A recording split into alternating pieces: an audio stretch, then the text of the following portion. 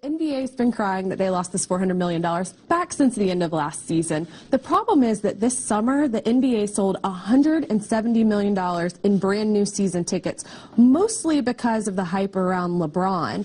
So the players are going to push back. The league wants to institute a hard cap. Right now, basketball has a soft cap. Teams can go over the cap and pay it. You think they will agree to what?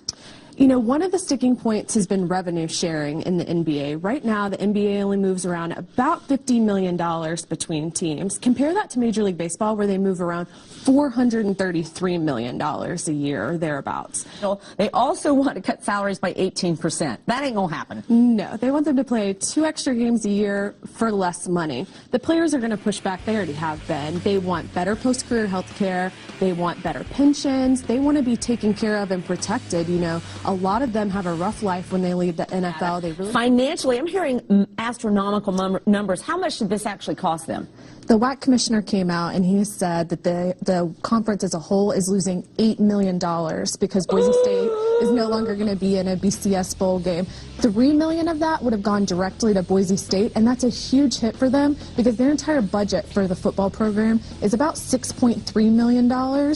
So we're talking half their budget for an entire year they just lost. So before I blow you away with the SEC numbers, because they're good, let me tell you a little bit more about the ACC and the Big 12. The ACC has had a tough time. The last 5 years... You're being nice, to say the least. They have split their time between Jacksonville and Tampa the last 5 years, and in those 5 years, no sellouts. They've been lucky if they've gotten 50 to 60,000 people in the stands. The average ticket price has been $94. I'm not exactly sure what face value is, but I don't think that's much over it.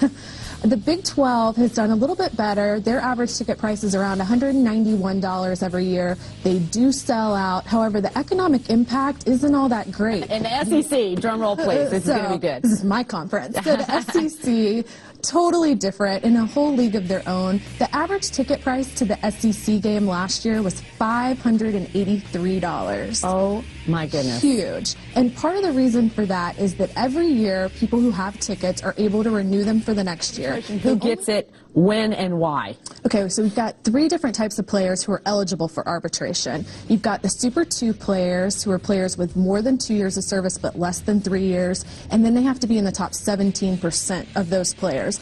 They're eligible. You've also got players who have more than 3 years but less than 6 years. At 6 years, you can become a free agent. So in that window between 3 and 6, you're eligible for salary arbitration. But the important one, and the one that you hear a lot about during the winter meetings, are your free agents. Free agents can be offered arbitration. That's actually already happened. The deadline has already passed, and I believe free agents have until December 1st to accept or decline arbitration. If a team offers a player arbitration, then if that player signs with another team, the former team is compensated with a draft pick.